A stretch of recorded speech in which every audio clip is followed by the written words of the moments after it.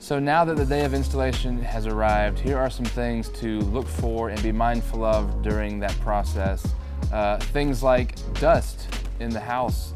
When we take up old floors and begin to put down new floors, there is going to be dust and debris flying around, resting on different surfaces. So be mindful of that there will also be cleanup involved after we are done installing those floors.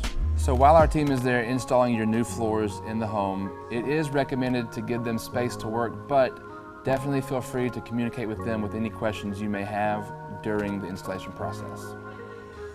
And if you guys have any questions regarding what to do before, during, or after the install process, feel free to reach out to Kirkland's Flooring, call your salesperson, or email the salesperson.